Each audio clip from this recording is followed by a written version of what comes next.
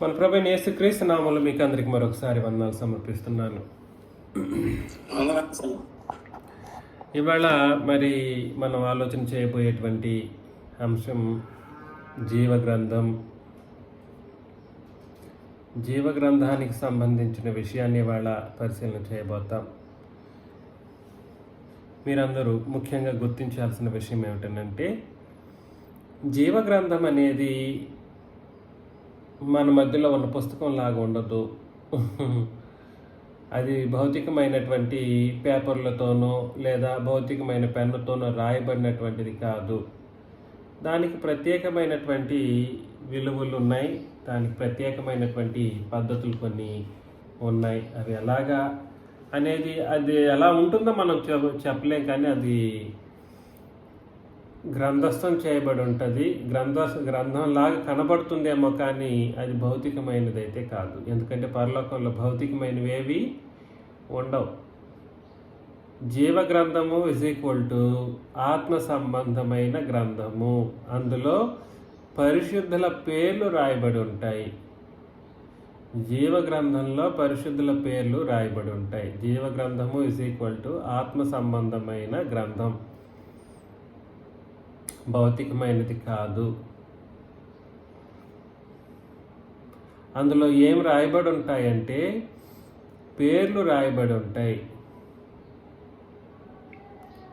మీరందరూ ముఖ్యంగా గుర్తించాల్సిన విషయం ఏమిటంటే, ఆత్మ సంబంధమైనటువంటి ఈ గ్రంథంలో పేర్లు, ఎవరి పేర్లు ఉంటాయి. ఇందులో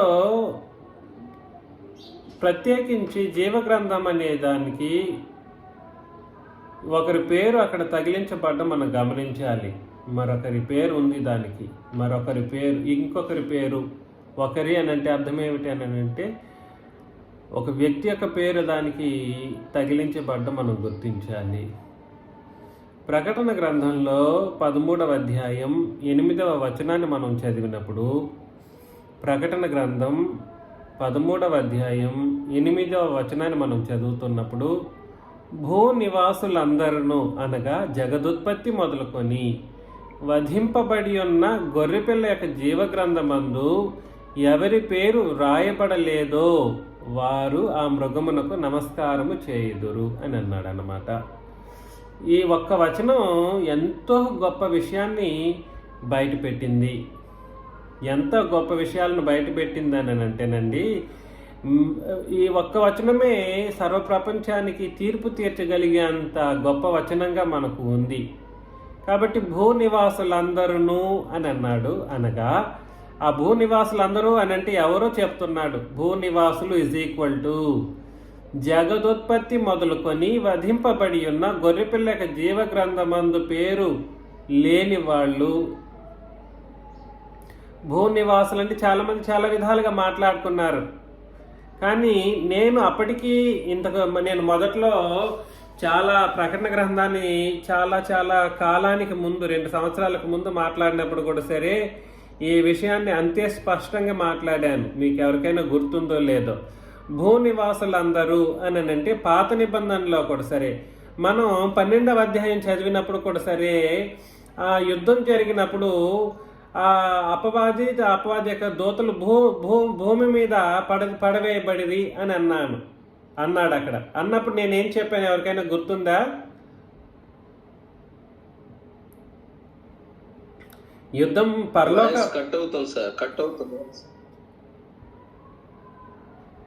వాయిస్ కట్ అవుతుంది సార్, వినబడట్లేదు సార్, మధ్య మధ్యలో బ్రేక్ అవుతుంది, వాయిస్ క్లారిటీ లేదా? ఒక ఇంపార్టెంట్ విషయంలో రీసౌండ్ వస్తుంది. ఏం చేయాలి మరి? సరి చూడండి. మరొకసారి నేను ప్రశ్నిస్తున్నాను. ప్రకటన గ్రంథంలో చెప్పబడినటువంటి 12వ అధ్యాయం మనం చదివినాం చాలా సంవత్సరాలకు ముందు, 2 సంవత్సరాలు 3 సంవత్సరాలకు ముందు చదివినప్పుడు అక్కడ యుద్ధం జరిగింది, పరలోకమందు యుద్ధం జరిగింది. పరలోకమందు యుద్ధం జరిగినప్పుడు యుద్ధం ఎవరెవరికి జరగలేదో ఎవరెవరికి జరిగిందో మనం పరిశీలన చేసినప్పుడు అపవాది అతని యొక్క దూతల్ని భూమి మీద పడవేయబడ్డారు అనే విషయాన్ని మనం చదువుకున్నాం. చదివినప్పుడు నేను దానికి ఇచ్చిన వివరణ ఏమైనా మీకు గుర్తుందా అని అడుగుతున్నాను.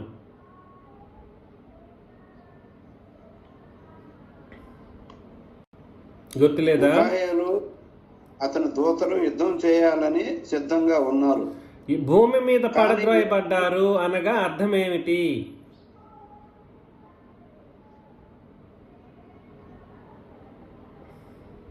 భూమి మీద దేవుని రాజ్యంలో ఓడించబడ్డారు. ఇశ్రాయేల్ దేవుని రాజ్యంలో. చూడండి, పరలోకం అంటే అక్కడ పరలోకం కాదు చెప్పింది, దేవుని యొక్క రాజ్యాన్నే పరలోకం అని అక్కడ రాయడం జరిగింది. ఆ దేవుని రాజ్యం ఏదో కాదు, ఇశ్రాయేల్ రాజ్యమే దేవుని రాజ్యం. ఆ దేవుని రాజ్యంలో యుద్ధం చేసినప్పుడు ఎవరెవరికి మధ్య జరిగింది? అపవాది దూతలకును యేసుక్రీస్తుకిని. అపవాది దూతలకును యేసుక్రీస్తుకిని అపవాదికిని. కాబట్టి యేసుక్రీస్తు ఒంటరి వ్యక్తే. జరిగింది ఎవరెవరితో అనంటే ఒక యేసు ప్రభు అపవాదితోనే కాదు, అపవాది దూతలతో కూడా యుద్ధం చేశారు. చేసినప్పుడు ఈయన చనిపోయేంతగా పాపముల విషయంలో మానవుల పాపముల కొరకు ఈయన చనిపోయేంతగా ఆయన హింసించబడి చనిపోయినప్పుడు ఆయన ఆత్మానుసారమైనటువంటి విజయాన్ని పొందారు. ఆయన మరణించడం మనుషులకు, భౌతికమైన మనుషులకు అది ఓటమిగా కనబడుతుంది, కానీ ఆత్మానుసారముగా అది ఆత్మ సంబంధమైనటువంటి విజయం. ఆత్మ సంబంధమైన విజయం జరిగినప్పుడు అపవాది యొక్క దూతలు పరలోకము నుండి భూలోకంలోనికి త్రోసివేయబడ్డారు. భూలోకం అనగా ఏమిటో ఆ రోజు చెప్పాను, అది అడిగితే చెప్పట్లేదు. దేవుని ప్రజలు లేని చోటును. ఇశ్రాయేలు దేవుని రాజ్యంగా ఉండింది. ఇశ్రాయేలు అంటే దేవుని యొక్క అధికారం ఎక్కడైతే ఉందో అక్కడ లేని అక్కడ లేని ఒక పరిస్థితిని అపవాదికి కల్పించడం దాని అర్థం. అంటే దేవుని రాజ్యంలో లేకుండా చేయటం, దేవుని పిల్లలు లేని చోటికి అపవాదిని పంపివేయబడటం. భూమి మీద అంటే భూమి సర్వభూప ప్రపంచం మీదనే కాదు దాని ఉద్దేశం, పరలోకం ఉండని కాదు దాని ఉద్దేశం. మరేమిటి ఉద్దేశము? ఉద్దేశం ఏమిటనంటే దేవుని ప్రజలు లేని చోటుకి అపవాది యొక్క దూతలు త్రోసివేయబడేదాన్నే భూనివాసులు భూమి మీద త్రోసివేయడం అని. అదేవిధంగా ఇక్కడ కూడా సరే, ప్రకటన గ్రంథం 13వ అధ్యాయం 8వ వచనంలో చెప్పినట్లు భూనివాసులందరూ అనగా జగదుత్పత్తి మొదలుకొని వధింపబడి ఉన్న గొర్రెపిల్ల యొక్క జీవగ్రంథమందు ఎవరి పేరు రాయబడలేదో, కాబట్టి వీళ్ళ పేర్లు పరలోకంలో ఉన్న జీవగ్రంథమందు వాళ్ళ పేర్లు లేదు. కాబట్టి ఎవరి పేరైతే జీవగ్రంథంలో రాయబడలేదో అనగా వధింపబడి ఉన్న గొర్రెపిల్ల యొక్క జీవగ్రంథం అన్నమాట. జీవగ్రంథం ఎవరిది? గొర్రెపిల్ల ప్రభువైన క్రీస్తుది. కరెక్ట్ గా చదివి వధింపబడి ఉన్న గొర్రెపిల్ల యొక్క జీవగ్రంథం. గొర్రెపిల్ల అని అంటే పాత నిబంధన గొర్రెపిల్ల కూడా ఆయనే, కాకపోతే అది కాదు, వధింపబడిన తర్వాత జరిగినటువంటి ఒక సందర్భం. కాబట్టి వధింపబడి ఉన్న గొర్రెపిల్ల డిస్టర్బెన్స్ గా ఉంది సార్, అర్థం కావట్లేదు. కష్టమైన లెసనే బాగా డిస్టర్బ్ ఉంది. నాకైతే అలా అనిపించలేదు, అంతా క్లియర్ గానే ఉంది. నరేంద్ర ఎట్లుంది? మీరు వాయిస్ రేజ్ చేసినప్పుడు చెప్పగలిగితే కొంచెం. ఇప్పుడు కుదరదు, లేదు అక్కడ. సరే చూడండి, భూనివాసులందరూ అంటే జగదుత్పత్తి మొదలుకొని వధింపబడి ఉన్న గొర్రెపిల్ల యొక్క జీవగ్రంథమందు ఎవరి పేరు రాయబడలేదో వారు. జగదుత్పత్తి మొదలుకొని అంటున్నాడు, మరలా వధింపబడిన గొర్రెపిల్ల అంటున్నాడు, భూనివాసులందరూ అంటున్నాడు. అంటే అర్థం ఏమిటి?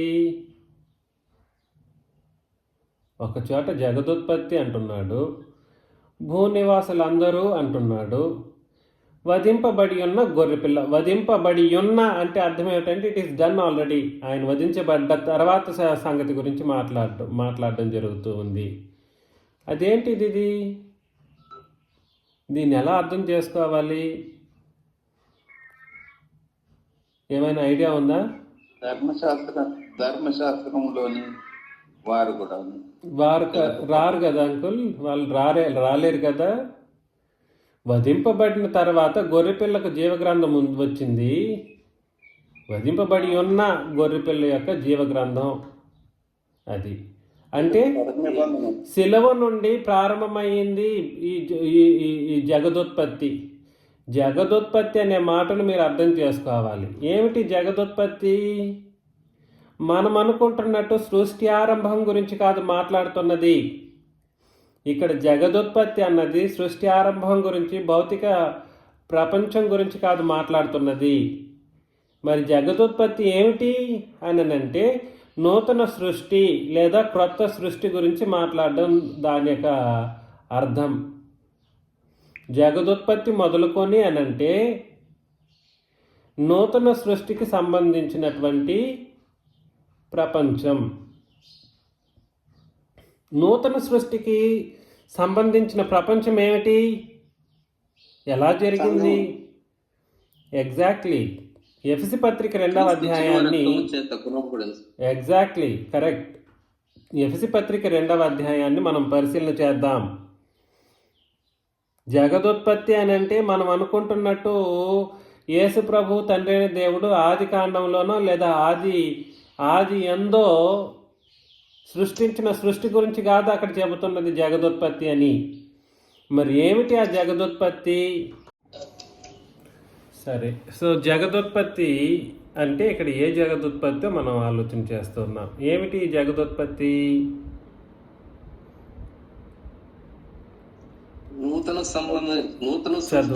చదువుతాం కరెక్ట్. నూతన సృష్టి గురించే మాట్లాడడం ఇక్కడ జరుగుతూ ఉంది. ఎఫెసీ పత్రిక 2వ అధ్యాయం, ఎఫెసీ పత్రిక 2:14 నుండి లేదా 13 నుండి, అయినను మునుపు దూరస్తులైన మీరు ఇప్పుడు క్రీస్తు యేసునందు క్రీస్తు రక్తము వలన సమీపస్తులై ఉన్నారు అని అన్నాడు. అంటే అర్థం ఏమిటి? మునుపు దూరస్తులైన మీరు ఏర్పరచబడిన ప్రజలను క్రీస్తు రక్తం వలన సమీపస్తులై ఉన్నారు. ఎవరెవరైతే క్రీస్తు రక్తం చేత కడుగబడ్డారో వాళ్ళ గురించి మాట్లాడుతూ ఉన్నాడు. ఆయన మన సమాధానమై ఉండి, ఆయన అంటే క్రీస్తు మన సమాధానమై ఉండి మీకును మాకును ఉండిన ద్వేషమును అనగా విధిరూపకమైన ఆజ్ఞలు గల ధర్మశాస్త్రమును తన శరీరమందు కొట్టివేటు చేత మధ్యగోడను పడగొట్టి మన ఉభయులను ఏకము చేసెను అని అన్నాడు. అంటే అర్థం ఏమిటి? మీకు అని అంటే ఇశ్రాయేలీలకి, మాకు అంటే అన్ని జనులు. ఇశ్రాయేలీలకి అన్ని జనులకి మధ్య ఒక గోడ, మధ్య గోడ ఒకటి ఉండింది. ఏంటిది ఆ మధ్య గోడ? ధర్మశాస్త్రం. అది పడగొట్టి మన ఉభయులను ఏకము చేసెను.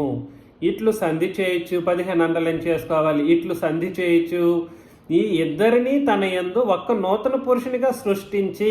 ఇది జగదుత్పత్తి అంటే అక్కడ చెప్పబడిన ప్రకటన గ్రంథం 13వ అధ్యాయం 8వ వచనంలో చెప్పబడిన జగదుత్పత్తి మీరు అనుకుంటున్న భౌతిక ప్రపంచ సృష్టి గురించి కాదు మాట్లాడుతున్నది. అంటే సర్వలోకంలో ఉన్న సర్వ ప్రజలు క్రీస్తు రక్తం చేత కడుగబడినప్పుడు వాళ్ళు నూతన పురుషునిగా సృష్టించబడే ఒక అద్భుతమైనటువంటి సంగతిని అక్కడ ఉత్పత్తి చేయటం లేదా సృష్టించటం గురించి మాట్లాడుతూ 16 తన శిలువ వలన ఆ ద్వేషమును సంహరించి. ద్వేషం ఏమిటి? ధర్మశాస్త్రం లేదా పాత నిబంధన ద్వేషాన్ని ఏం చేశారంటే యేసు ప్రభు సంహరించి దాని ద్వారా వీరిద్దరిని ఏక శరీరముగా చేసి అంటే ఇక్కడ సృష్టించి లేదా ఉత్పత్తి చేసి దేవునితో సమాధానపరచవలెనని ఈలాగు చేసిన గనుక ఆయనే మనకు సమాధానకారకుడై ఉన్నాడు అని అన్నాడు అన్నమాట. అందులో చూడండి, మరలా కిందకి చదువుతాం. మరియు ఆయన వచ్చి దూరస్తులైన మీకును అంటే అన్ని జనులకుని, సమీపస్తులైన వారికిని అనగా ఇశ్రాయేలీలకుని సమాధాన సువార్తను ప్రకటించును. సువార్త అందరికీ వెళ్ళాల్సిందే, అవునండి. ఇప్పుడు ఇశ్రాయేలీలు కూడా మనం వెళ్ళి ఏం చేయాలి? సువార్తను ప్రకటించాలి. ఆయన ద్వారానే మనము ఉభయములము ఒక్క ఆత్మయందు తండ్రి సన్నిధికి చేరగలిగి ఉన్నాం. కాబట్టి మీరు ఇక మీదట పరజనులను పరదేశులనై ఉండక పరిశుద్ధులతో ఏక పట్టణస్థులను దేవుని ఇంటి వారునై ఉన్నారు. క్రీస్తు యేసే ముఖ్యమైన మూలరాయి అయి ఉండగా అపోస్తలులను ప్రవక్తలను వేసిన పునాది మీద మీరు కట్టుబడి ఉన్నారు. ప్రతి కట్టడమున ఆయనలో చక్కగా అమర్చబడి ప్రభువునందు పరిశుద్ధమైన దేవాలయమగుటకు వృద్ధి పొందుచున్నది. కాబట్టి కట్టడం లేదా సృష్టి లేదా ఉత్పత్తి ఇవన్నీ ఆత్మ సంబంధమైనటువంటి కట్టడం గురించియో ఆత్మ సంబంధమైన సృష్టి ఆరంభం గురించి మాట్లాడుతున్న సందర్భం. దీన్ని బాగా మనం అర్థం చేసుకోవాలి. మరలా అక్కడికి వెళ్ళిపోదాం. జీవగ్రంథం ప్రకటన గ్రంథం 13వ అధ్యాయం 8వ వచనం మరొకసారి చదివినప్పుడు, భూ నివాసులందరూ అనగా జగదుత్పత్తి మొదలుకొని వధింపబడి ఉన్న గొర్రెపిల్ల యొక్క జీవగ్రంథమందు ఎవరి పేరు వ్రాయబడలేదు. జగదుత్పత్తి మొదలుకొని అంటే అర్థం ఏమిటి ఇక్కడ?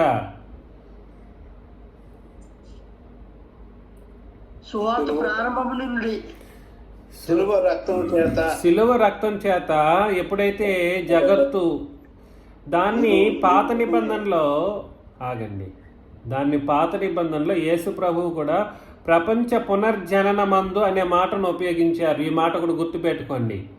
ప్రపంచ పునర్జననం లేదా ప్రపంచం మరలా జన్మించే ఒక కార్యక్రమం జరగబోతుంది. ఇప్పుడు చెప్పండి, జగదుత్పత్తి అనగానేమిటి? క్రీస్తు శిలువ మరణం తర్వాత ఏర్పరచబడిన ప్రజలు. జగదుత్పత్తి అంటే అర్థం ఏమిటనంటే ఆగండి. జగదుత్పత్తి అంటే అర్థం ఏమిటనంటే నూతన సృష్టిగా క్రీస్తు రక్తం చేత ఏర్పాటు చేయటం. క్రీస్తు రక్తము చేత మానవ జాతిని లేదా లోకమును లేదా జగత్తును, క్రీస్తు రక్తం చేత జగత్తును లేదా లోకమును ఉత్పత్తి చేయటం జగదుత్పత్తి, లేదా సృష్టించటం జగత్తును లోకమును లేదా మానవ జాతిని నూతనంగా సృష్టించే సృష్టిని ఏమంటారంటే జగదుత్పత్తి అని. ఆత్మ సంబంధమైన జగత్తు యొక్క ఉత్పత్తి గురించి మాట్లాడటం జరిగింది. దానికి అవసరమైనది ఏమిటనంటే కేవలం క్రీస్తు రక్తం మాత్రమే అవసరం. ఈ జగదుత్పత్తి దేని చేత ఏర్పాటు చేయబడింది అని అంటే, ఈ జగత్తును ఈ లోకాన్ని దేని చేత యేసు ప్రభు సృష్టించారు అని అంటే తను వధింపబడడం ద్వారా తన రక్తం చేత కడగడం ద్వారా తనకంటూ ఒక ప్రత్యేకమైనటువంటి లోకాన్ని ఏర్పాటు చేశారు, జగత్తును ఏర్పాటు చేశారు. ఇది ఆత్మ సంబంధమైన జగత్తు లేదా ఆత్మ సంబంధమైనటువంటి లోకము. అది మొదలుకొని అని అంటే అర్థం ఏమిటంటే సిలువలోనే జరిగింది. దాని సంస్థాపన ఎక్కడ జరిగింది?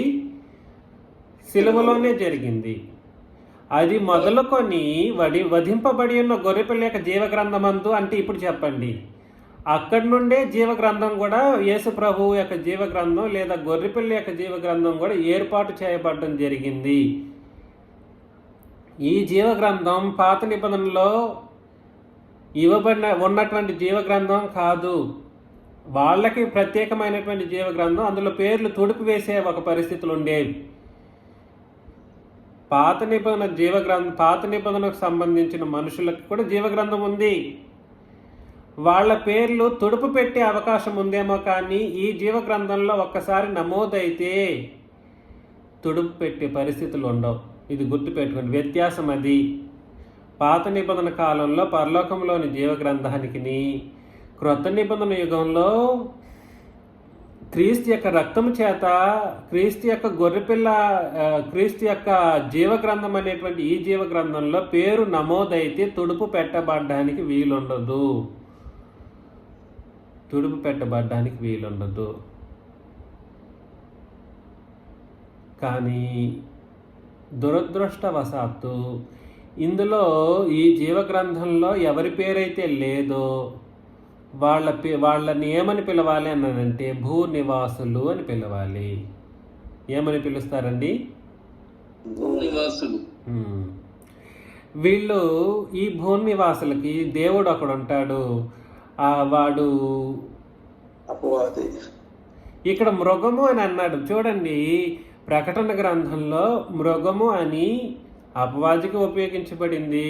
మృగము అని అపవాది యొక్క ప్రైమరీ దూతలు ఎవరైతే ఉంటారో వాళ్ళకు కూడా ఉపయోగించబడడం జరిగింది. మృగం అంటే ఒట్టి అపవాది మాత్రమే కాదు, మృగము అని అంటే అపవాది ఏర్పాటు చేసుకున్నటువంటి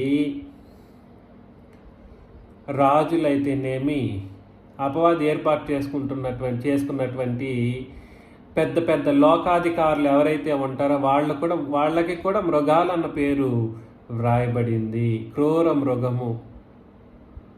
మృగం. అపవాదికి మృగం అనే పేరు పెట్టబడడం జరిగింది. అదే విధముగా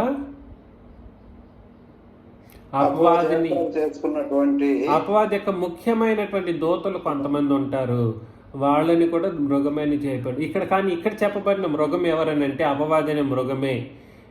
ఎందుకు అని అంటే అన్ని నమస్కారం అని అంటే అక్కడ నమస్కారం ఇట్లా చేతులు ఎత్తి ఇట్లా పెట్టిన నమస్కారం గురించి కాదు మాట్లాడుతున్నది. It is denoting the worship. అది ఆరాధనను సూచించే ఒక మాటగా అక్కడ చెప్పబడడం జరిగింది. సో ఇక్కడ మరి గుర్తించండి, జీవగ్రంథమందు ఎవరి పేరు రాయబడలేదో అని అంటే, జీవగ్రంథంలో పేరు రాయబడ్డానికి కొన్ని అర్హతలు ఉన్నాయి. జీవగ్రంథంలో పేరు రాయబడాలంటే ప్రాముఖ్యమైనటువంటి 2 ముఖ్యమైన పరిస్థితులు ఉండాలి. ఒకటి, గొర్రెపిల్ల రక్తములో తమ వస్త్రములను ఉదుకుకున్న వాళ్ళుగా ఉండాలి.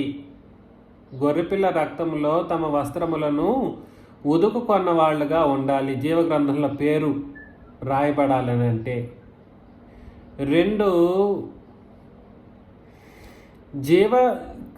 గొర్రెపిల్ల యొక్క జీవమును పొందిన వాళ్ళుగా ఉండాలి. 2 ముఖ్యమైనటువంటి కండిషన్స్ ఉన్నాయి జీవగ్రంథంలో పేరు నమోదు అవ్వాలనంటే. 1, గొర్రెపిల్ల యొక్క రక్తములో తమ వస్త్రములను ఉదుక్కున్న వాళ్ళుగా ఉండాలి. 2, ఏమిటి? గొర్రెపిల్ల యొక్క జీవాన్ని పొందిన ప్రజలు ఎవరైతే ఉన్నారో వాళ్ళైనా అయి ఉండాలి. వాళ్ళైతేనే ఈ 2 అర్హతలను సాధించిన వాళ్ళు ఎవరైతే ఉంటారో వాళ్ళ పేర్లు మాత్రమే ఈ గొర్రెపిల్ల యొక్క జీవగ్రంథమందు నమోదు చేయబడతాయి. వధింపబడిన గొర్రెపిల్ల యొక్క జీవగ్రంథం, ఆ మాట అలాగే రాస్తే మంచిది. వధింపబడి ఉన్న గొర్రెపిల్ల యొక్క జీవగ్రంథమందు పేర్లు రాయబడతాయి. ప్రకటన గ్రంథం 7వ అధ్యాయం 14వ వచనంలో,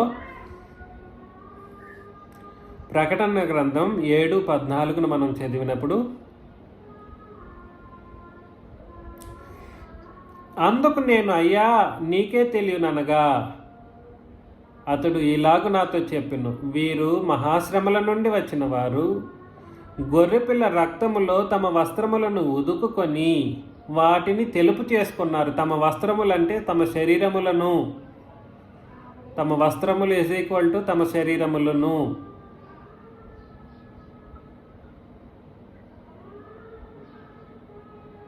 ఉదుకుకొని, దేంతో ఉదుక్కుంటారు వీళ్ళు?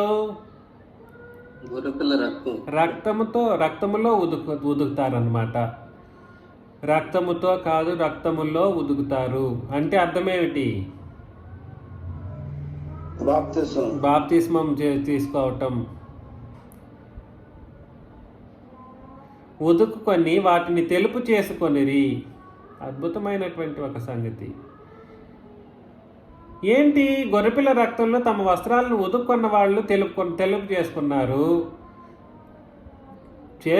ఓకే, అయిపోయింది. మరి ఏంటి, ఎలా ఇది చేసుకుంటే సరిపోతుందా అని అంటే కాదు. వాళ్ళకి అద్భుతమైనటువంటి ఒక అవగాహనను తెలియజేయడం కొరకు అదే ప్రకటన గ్రంథం 3వ అధ్యాయంలో, ప్రకటన గ్రంథం 3వ అధ్యాయం 4 నుండి మనం చదివినప్పుడు, అయితే తమ వస్త్రములు అపవిత్రపరచుకొనని కొందరు సార్దీసులో నీ వద్ద ఉన్నారు. అన్నీ ఇది గుర్తుపెట్టుకొని మరలా చెప్తున్నాను. ఇక్కడ సార్దీసు, ఎఫెసు, స్మర్ణ అనేటువంటి 7 సంఘాలు ఉన్నాయి చూడండి. వాటికి తీర్పు అప్పుడే జరిగిపోయినట్లు కాదు. ఇవి జస్ట్ ఒక ఫ్యూచర్లో ఎలా జరగబోతుందో ఒక ఎగ్జాంపుల్ కోసం మాత్రమే రాయబడ్డాయి. కానీ వాళ్ళకి ఇంకా తీర్పు జరగలేదు. సంఘమునకు తీర్పు ఇంకా జరగలేదు. జరగబోతుందే తప్ప జరగలేదు. ఇది ఎగ్జాంపుల్. ఆ కాలంలో ఎలా జరగబోతుందో అనే ఒక శాంపుల్గా సంఘంలో వాళ్ళందరూ సిద్ధపడడం కొరకు రాయబడిందే. సరే, తమ వస్త్రములను అపవిత్రపరచుకొనని కొందరు సార్దీసులో నీ వద్ద ఉన్నారు. వారు అర్హులు గనుక తెల్లని వస్త్రములు ధరించుకొని నాతో కూడా సంచరించుదురు. వాళ్ళకి తెల్లని వస్త్రములు ఎక్కడి నుండి వచ్చాయి? క్రీస్తు యొక్క రక్తములో వాళ్ళు ఉదుక్కున్నందుకు తెల్లని వస్త్రములు వచ్చాయి. 5, జయించువాడు అలాగున తెల్లని వస్త్రములు ధరించుకొనును, జీవ గ్రంథములో నుండి అతని పేరు ఎంత మాత్రమును తుడుపు పెట్టక. చూసారా? తెల్లని వస్త్రములు ఎవరైతే ధరించారో వాళ్ళ పేర్లు ఎక్కడుంటాయంట? కాబట్టి అందుకని నేను చెప్పాను, జీవ గ్రంథంలో పేరు రాయబడాలని అంటే మొట్టమొదటి రూల్ ఏమిటి? బాప్తిస్మం. ఓకే.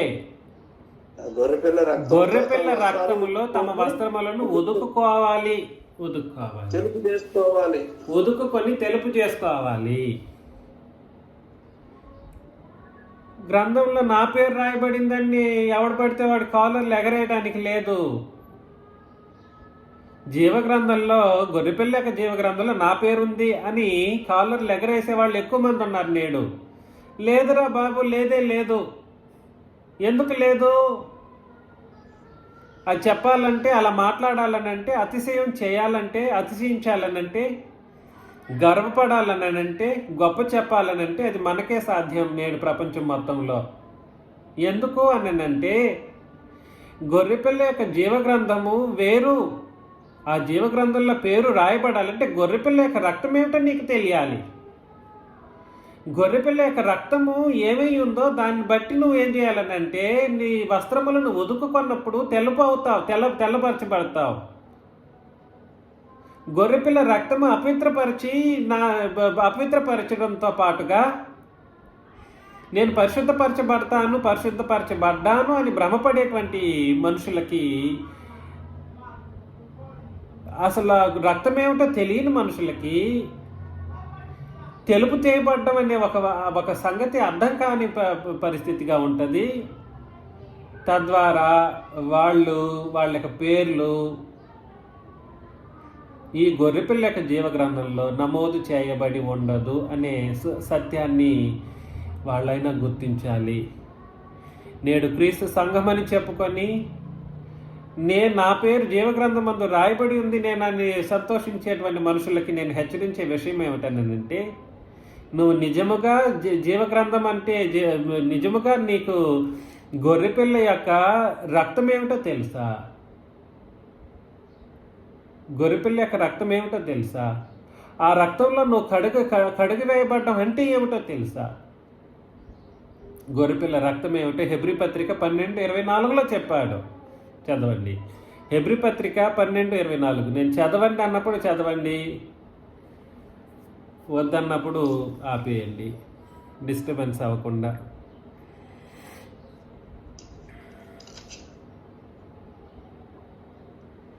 క్రొత్త నిబంధనకు మధ్యవర్తి అయిన యేసునొద్దకును హేబెలు కంటే మరి శ్రేష్టంగా పలుకు ప్రోక్షణ రక్తమునకును మీరు వచ్చి ఉన్నారు. చూసారా, హేబేలు కంటే శ్రేష్టముగా పలుకు ప్రోక్షణ రక్తమునొద్దకు వచ్చి ఉన్నారు. ఆ రక్తం నొద్దకు రావడం అంటే అర్థం ఏమిటంటే క్రొత్త నిబంధన యొద్దకు రావడం, లేదా క్రీస్తు నొద్దకు రావటం. క్రీస్తు నొద్దకు రావడం అన్నా, క్రొత్త నిబంధన యొద్దకు రావడం అన్నా, ఆయన రక్తం నొద్దకు రావడం అన్నా ఒకటే. కాబట్టి గొర్రెపిల్ల రక్తం ఈజ్ ఈక్వల్ టు క్రొత్త నిబంధన. అవునండి, క్రొత్త నిబంధన. మనం 100 సార్లుగా 1000 సార్లుగా జీవితాంతం అదే మాట్లాడుతూ ఉంటాం. 1 కొరింథీ 11:25 నా రక్తము వలనైనా క్రొత్త నిబంధన, నా రక్తము వలనైనా క్రొత్త నిబంధన. కాబట్టి క్రొత్త నిబంధన అనేది ఇది ఎవరి వలనైనది, దేని వలనైనది అని అంటే క్రీస్తు రక్తం వలనైనది. ఇప్పుడు రక్తము నిబంధన వేరువేరా? కాదు. ఇప్పుడు ఎవరైనా రక్తం చేత కడుగుపడ్డారు అని అనుకోవాలని అంటే వాళ్ళ బాప్తిస్మం ఏ నిబంధనను బట్టి మాత్రమే జరగాలి. మాత్రమే. ఈ మాటను 100 సార్లైనా నేను కొటేషన్తో మాట్లాడగలను. ఏ నిబంధనను బట్టి మాత్రమే బాప్తిసం తీసుకోవాలి? క్రొత్త నిబంధన మాత్రమే. క్రొత్త నిబంధనను బట్టి మాత్రమే బాప్తిసం అన్నది తీసుకోవాలి. అంటే ఏమిటి? ఇప్పుడు ప్రతి ఒక్కడు క్రీస్తు సంఘం అని చెప్పుకున్న వాళ్ళందరూ కూడా సరే, ప్రతి ఒక్కడు ఏం చెప్తున్నాడనంటే మేము క్రొత్త నిబంధన ప్రకారం అంటాడు, కానీ వాళ్ళ బోధనను చూస్తే ఎలా ఉంటుంది? అన్ని బోధనలు ఆ నిబంధన లేకుండా కుదరదు అంటాడు ఒకడు, ఆ నిబంధన లేకుండా బాప్తిసం తీసుకోకూడదు అంటాడు ఇంకొకడు. కాదురా బాబు, ఆ నిబంధన రాకూడదని వాక్యం చెప్పింది, క్రొత్త నిబంధన చెప్పింది. ఏ నిబంధన రాకూడదు? ధర్మశాస్త్రం అనే పాత నిబంధనను కలపకుండా క్రొత్త నిబంధన ఉపదేశమును విని విశ్వసించి నువ్వు బాప్తిసం తీసుకుంటేనే నువ్వు గొర్రెపిల్ల యొక్క రక్తంలో కడుగబడిన వాడివిగా ఎంచబడతావు. ఈ విషయాన్ని గొంతు విప్పుకొని నేను గొంతు చించుకొని సహితం మాట్లాడగలను. మిమ్మల్ని అందరినీ నేను ప్రేమతో హెచ్చరిస్తున్న విషయం ఏమిటంటే మీరందరూ అతిశయించండి, గర్వపడండి, సంతోషించండి. ఎందుకు అనంటే మీ పేర్లు జీవగ్రంథంలో రాయబడి ఉన్నాయి. ఇంతకంటే మహాభాగ్యం మనకేముంది? కారణం ఏమిటనంటే మన బాప్తిస్మాలు, మనం వింటున్నటువంటి బోధలు, మన విన్న సువార్త, మన జీవన విధానం, మన నీతి, మన విశ్వాసం అన్నీ క్రొత్త నిబంధన మీదనే, దాని మీదనే, అదే ప్లాట్ఫామే మనకు, దాని మీదనే మనకి జీవన విధానాన్ని కొనసాగిస్తూ ఉన్నాం ఈరోజు. ఎంత అద్భుతమైనటువంటి ఇది! అందుకని చెప్పేశాడు, జయించేవాడు అలాగున్న తెల్లని వస్త్రములు ధరించుకుంటే ఏంటంట లాభం? జీవగ్రంథంలో నుండి అతని పేరు ఎంత మాత్రమును తుడుపు పెట్టక నా తండ్రి ఎదుటను ఆయన దూతల ఎదుటను అతని పేరు నేను ఒప్పుకుంటాను. యేసు ప్రభు చెప్పిన అద్భుతమైనటువంటి మాట. నా తండ్రి ఎదుట ఆయన దూతల ఎదుట అతని పేరు నేను ఒప్పుకుంటాను. ఎందుకు? అతను నా రక్తం చేత కడుగబడ్డాడు కాబట్టి. అంటే యేసు ప్రభు ఆయనకు రక్తం చేత కడుగబడిన వారిని అంతగా ప్రేమిస్తారు. ఎంత అద్భుతమైనటువంటి సంగతి! సంఘములతో ఆత్మ చెప్పుచున్న మాట చెవిగలవాడు వినుగాక. అంటే అర్థం ఏమిటి?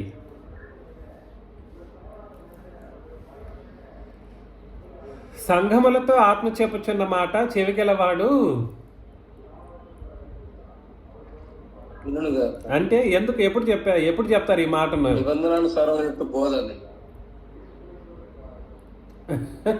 అలా కాదు.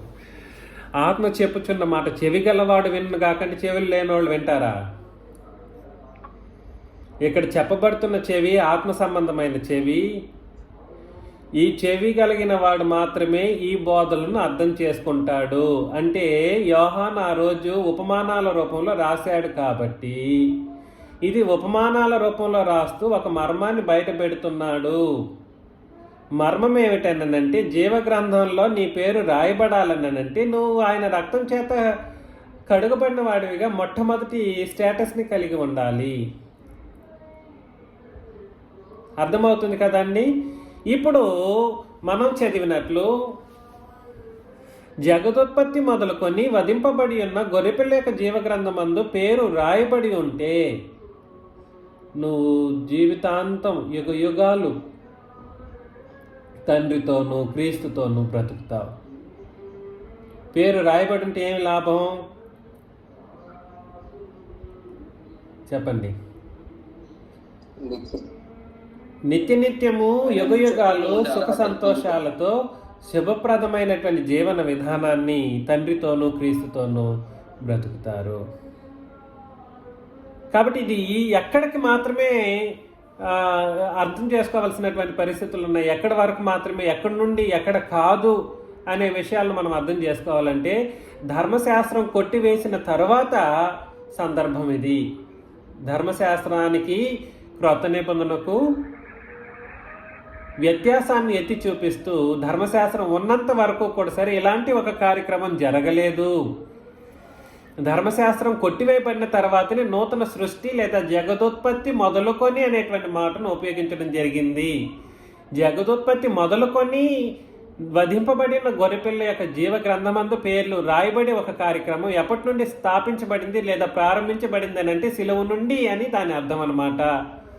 సిలువ నుండి ఎవరెవరైతే క్రొత్త నిబంధన ప్రకారం క్రీస్తు యొక్క రక్తంలో నిబంధన ప్రకారం బాప్తిస్మం తీసుకొని తమ శరీరములను తెలుపు చేసుకున్నారో లేదా తమ వస్త్రములను తెలుపు చేసుకున్నారో, తెలుపు అని అంటే పరిశుద్ధతకు సూచన. తెలుపు అని దేనికి సూచన? పరిశుద్ధతకు సూచన. హెబ్రీ పత్రిక 12వ అధ్యాయంలో హెబ్రీ పత్రిక 12:29 10:29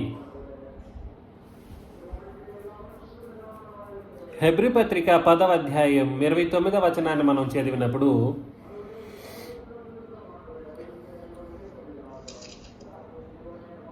తెలుపు చేసుకునే పద్ధతిని అక్కడ మాట్లాడుతూ ఉన్నాడు. ఇట్లుండగా దేవుని కుమారుని పాదములకు ప్రొక్కి తాను పరిశుద్ధపరచబడ్డ సాధనమైన నిబంధన రక్తమును అపవిత్రమైనదిగా ఎంచి. అక్కడ వరకు ఆగుదాం. తాను పరిశుద్ధపరచబడుటకు లేదా తెలుపు చేయబడుటకు, అక్కడ రాసుకోవచ్చు అద్భుతమైనటువంటి మాట. తాను పరిశుద్ధపరచబడుటకు లేదా తెలుపు చేయబడుటకు,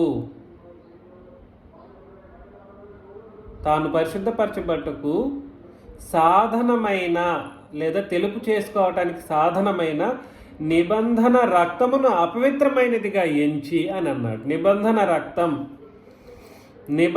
రక్తము వేరు కాదు, అది దేవుని కుమారుని యొక్క రక్తం అనగా క్రొత్త నిబంధన గురించి మాట్లాడుతూ ఉన్నాడు. ఈరోజు గొర్రెపిల్ల రక్తం అనబడినటువంటి క్రొత్త నిబంధన ప్రకారం బాప్తిస్మం తీసుకోలేని వాళ్ళు తెలుపు చేయబడిన వాళ్ళుగా లేదా పరిశుద్ధపరచబడిన వాళ్ళుగా ఉండడానికి అవకాశం ఉందా? లేదు. అది ఎలా సాధ్యం? రెండు నిబంధనలు కలిపినప్పుడు, అపవిత్రపరిచినప్పుడు. చూడండి, మరలా రిపీట్ చేస్తున్నాను. శరీరములను తెలుపు చేసుకోవడం అని అంటే పాత మరియు క్రొత్త నిబంధనల యొక్క పాత నిబంధన ఏమో జంతు రక్తముతో ఏర్పాటు చేయబడినది, జంతు రక్త నిబంధన. అది పాత నిబంధన జంతు రక్త నిబంధన. క్రొత్త నిబంధన క్రీస్తు రక్త నిబంధన. క్రొత్త నిబంధన క్రీస్తు యొక్క రక్త నిబంధన. అవి జంతువుల యొక్క రక్త నిబంధన. జంతు రక్తాన్ని క్రీస్తు రక్తాన్ని ఏకపరచడం ద్వారా క్రీస్తు యొక్క రక్తం అపవిత్రపరచబడే ఒక పరిస్థితిలో ఉంటూ ఉండగా బాప్తిస్మం అనేటువంటి తెలుపు చేయబడే కార్యక్రమం తెలుపు చేయదు. మరి ఏం చేస్తుంది? మురికిగానే ఉంటుంది. తెలుపు చేయకపోగా వారు అత్యంత పాపభ్రష్టులుగా మిగిలిపోతారు, అత్యంత పాపం చేసిన వాళ్ళగా ఎంచబడతారు.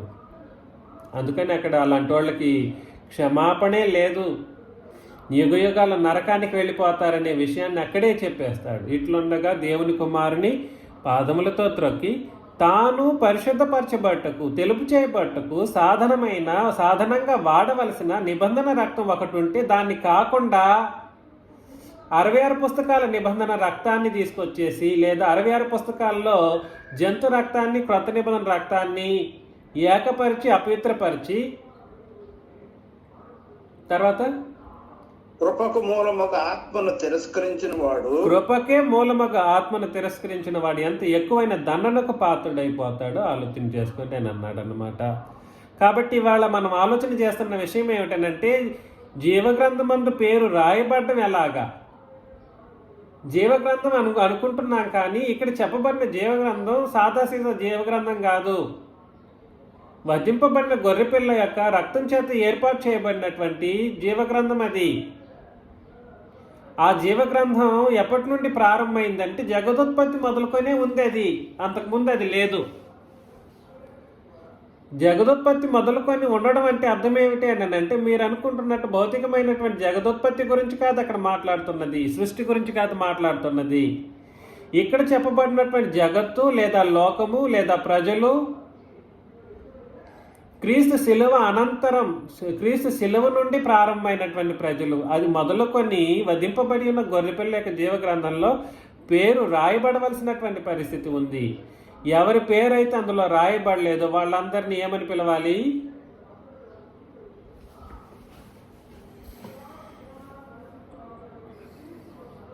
ఏంటి? నరకపాత్రులు. చెప్పు. పరిశుద్ధులు. ఎవరి పేరు రాయబడలేదో వాళ్ళు ఎవరు? భూనివాసులు. భూనివాసులు రాయబడలేదో వారు భూనివాసులు. వాళ్ళు ఏం చేస్తారు? ఆ మృగమునకు నమస్కారం చేస్తారు, మృగమును ఆరాధిస్తారు, మృగమును ఆరాధిస్తారు. కాబట్టి ఈ ప్రాసెస్ మీకు అర్థమయ్యిందా?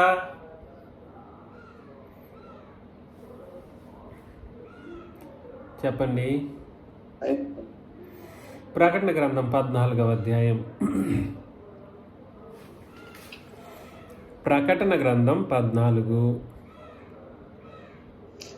మొదటి నుండి 6 వచనాలు మనం చదివినప్పుడు,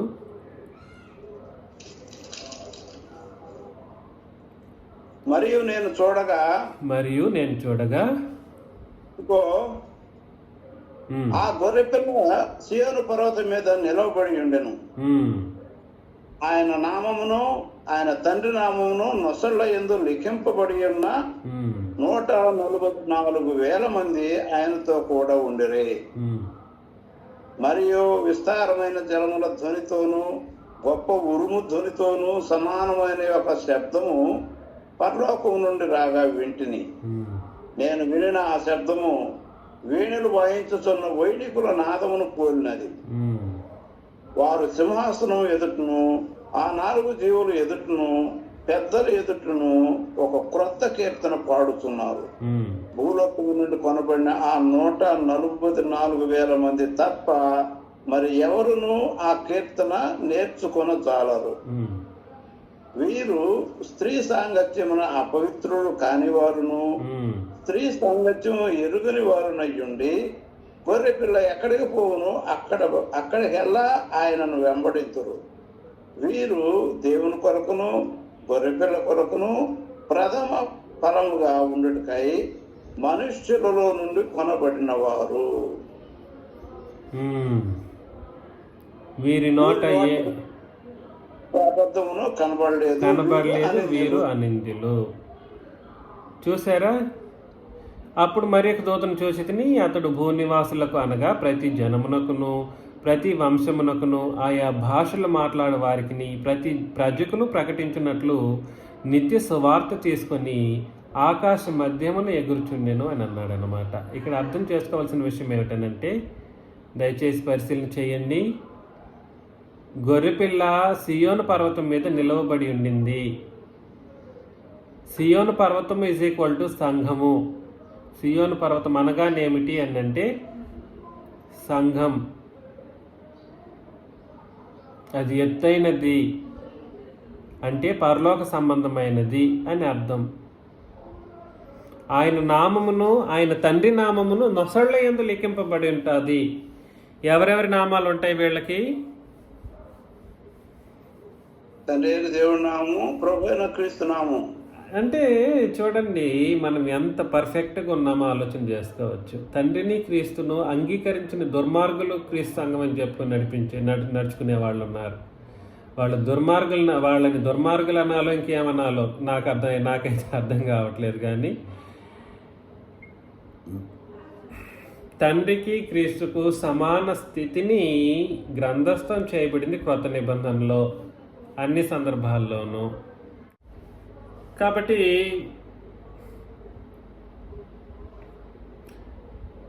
స్త్రీ సాంగత్యమున అపవిత్రులు కానివారు అంటే అర్థం ఏమిటి? ఇంతకు ముందు కూడా చెప్పాను.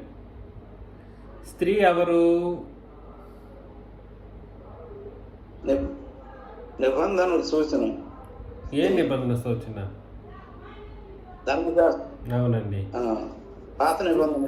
అవును. స్త్రీ ఈజ్ ఈక్వల్ టు ధర్మశాస్త్రాన్ని పాటించు ఇశ్రాయేలీయులు, లేదా ధర్మశాస్త్రాన్ని పాటించు ఇశ్రాయేలీయుల రాజ్యము. ధర్మశాస్త్రాన్ని పాటించు ఇశ్రాయేలీయుల రాజ్యాన్ని ఏమంటారంటే స్త్రీ అని అంటారు. వీరు స్త్రీ సాంగత్యమున అపవిత్రులు కాని వారును, స్త్రీ సాంగత్యము ఎరుగని వారునయ్యుండి. స్త్రీ సాంగత్యము ఎరుగని వారునయ్యుండి అంటే ధర్మశాస్త్ర సంబంధమైనటువంటి ఎటువంటి సాంగత్యం లేని ప్రజలుగా ఉంటారు అని అర్థం. ధర్మశాస్త్ర సంబంధమైన ఎటువంటి సంబంధం లేని పరిస్థితి. గొర్రెపిల్ల ఎక్కడికి పోవును అక్కడికెల్లా ఆయన్ను వెంబడింతురు అంటే అర్థం ఏమిటి? నిబంధన, క్రొత్త నిబంధన ఏం చెబితే అది చేస్తారు. క్రొత్త నిబంధన ఏమి చెబితే అది చేస్తారు అని దీని అర్థం అన్నమాట. మిమ్మల్ని నేను ప్రేమతో హెచ్చరిస్తున్న విషయం ఏమిటంటే, వీరు దేవుని కొరకును గొర్రెపిల్ల కొరకును ప్రథమ ఫలముగా ఉండుటకై మనుషులలో నుండి కొనబడిన వారు. ఎవరెవరి కొరకండి వీళ్ళు? దేవుని కొరకును. నేను ఇప్పుడు ఛాలెంజ్ చేసి చెప్పనా? దేవుని కొరకు క్రీస్తు కొరకు నేను కొనబడ్డానని చెప్పుకున్న ఒక క్రైస్తవుడిని చెప్పండి చూద్దాం. క్రీస్తు సంఘం అని చెప్పేవాడైనా పర్లేదు, ఒక్కడిని చూపించండి. ఇంతవరకు మీ జీవితకాలంలో మీ ఎక్స్పీరియన్స్లో ఒక్కడు ఇట్లా చెప్పినట్లుగా వాక్యం చదివి ఉంటారు, కానీ ఆ మాటను చెప్పడానికి కూడా వాళ్ళకి నోరు రాదు. కారణం ఏమిటంటే స్త్రీ సాంగత్యమున అపవిత్రులైన వాళ్ళు స్త్రీ సాంగత్యం ఎరిగిన వాళ్ళుగా, నరక పాత్రులైన వాళ్ళుగా, గొర్రెపిల్ల యొక్క రక్తాన్ని అపవిత్రపరచబడినటువంటి భ్రష్టులుగా వాళ్ళు ఉన్నారు. కాబట్టి తండ్రికి క్రీస్తుకు ప్రథమ ఫలముగా ఉండుటకై ఎలాగా?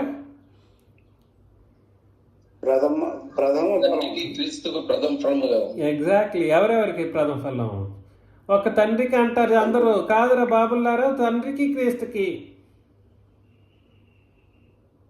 వీరు దేవుని కొరకును గొర్రెపిల్ల కొరకును ప్రథమ ఫలముగా ఉండుటకై మనుషులలో నుండి కొనబడిన వారు. మనుషుల నుండి వీరి నోట ఏ అబద్ధమును కనబడలేదు. అర్థమవుతుంది నేను చెప్పేది? కొనబడుతూ ఉన్నప్పుడు కొనబడడం అనే కార్యక్రమం దేన్ని బట్టి జరగాలి అని అంటే క్రీస్తు రక్తమును బట్టి జరగాలి.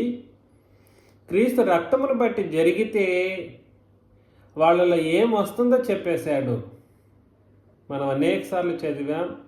రోమపత్రిక 8వ అధ్యాయం, రోమపత్రిక 8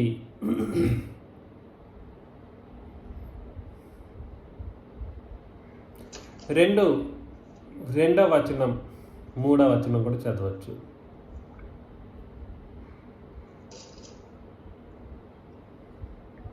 క్రీస్తు యేసునందు జీవమునిచ్చు ఆత్మ యొక్క నియమము పాప మరణ నియమం నుండి నన్ను విడిపించను. ఎట్లనగా ధర్మశాస్త్రం దేనిని చేయజాలకపోయినో దానిని దేవుడు చేసెను. చాలండి, శరీరం అనుసరింపక. చాలు బ్రదర్. ధర్మశాస్త్రం ఏం చేయజాలకపోయిందంట?